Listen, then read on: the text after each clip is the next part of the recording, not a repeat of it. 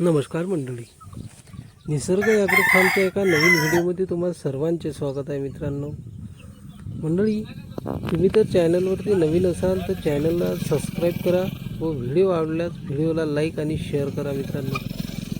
मित्रांनो आजच्या व्हिडिओमध्ये आपण बघणार आहोत की जे तुम्हाला व्हिडिओमध्ये पक्षी दिसत आहे,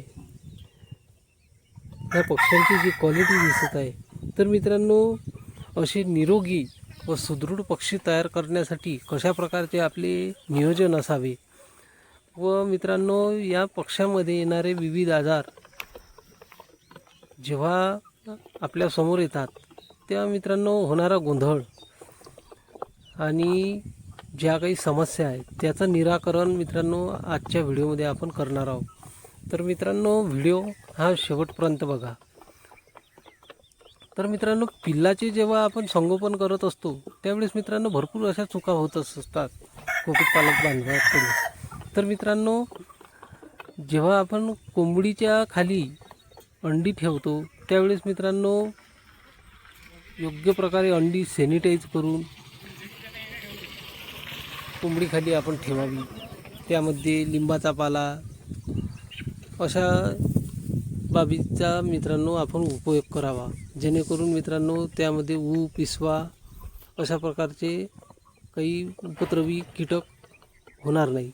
तर मित्रांनो इथूनच आपली प्रोसिजर चालू होते.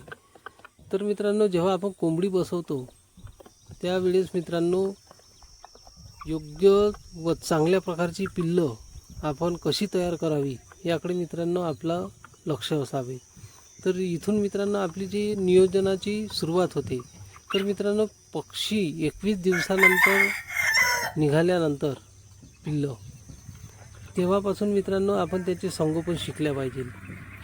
जेव्हा पक्षी अंड्यातून बाहेर निघतो त्यावेळेस मित्रांनो त्यांना वेळोवेळी अँटीबायोटिक, मल्टीविटॅमिन, योग्य वेळी कॅल्शियम देणं, तसेच मित्रांनो चांगल्या क्वालिटीचं फीड व चांगलं आपण शुद्ध पाणी देणं आवश्यक आहे मित्रांनो.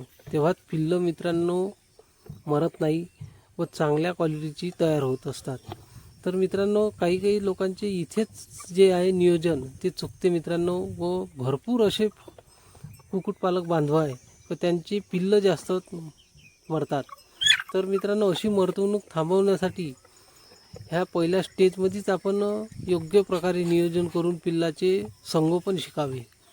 आता दुसरी बाब म्हटलं मित्रांनो तर झालं चांगले क्वालिटीची पिल्लं तयार करण्यासाठी आपल्याला खाद्य चांगल्या क्वालिटीचं आपल्याला द्यावं लागेल, जेणेकरून त्यांच्या शरीराची पोषण चांगल्याद्वारे होईल. मित्रांनो त्यांना वेगवेगळे विटॅमिन व जीवनसत्व व प्रथिने असं युक्त खाद्य आपल्याला देणं गरजेचं आहे.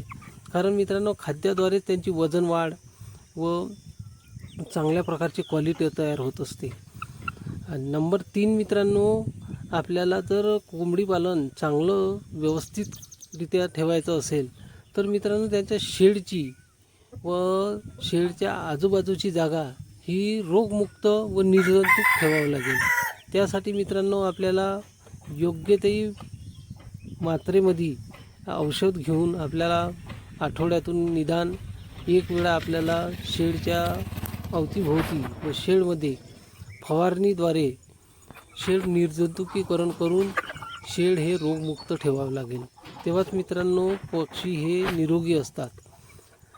आणि मित्रांनो सांगायचे झाले तर आजार हे पक्ष्यामध्ये वातावरणाच्या बदलानुसार सुद्धा येऊ शकतात. अशा वेळेस मित्रांनो खबरदारी म्हणून आपण त्यांना वेळीच औषध जे काही तुमचे काढे आहे ते देणं गरजेचं आहे मित्रांनो. कारण बदलत्या वातावरणामुळे पक्ष्यामध्ये ट्रेसपणा व अशक्तपणा आणि काहीसे मित्रांनो सर्दीसारखे आजार हे पक्ष्यावर येत असतात. तर मित्रांनो योग्य वेळी आपण जर खबरदारी घेतली तर मित्रांनो पक्ष्यामध्ये आजार येणार नाही. आता आजारी पक्षी जर झाला तर मित्रांनो तो बाकी पक्ष्यापासून वेगळा ठेवणं आवश्यक आहे.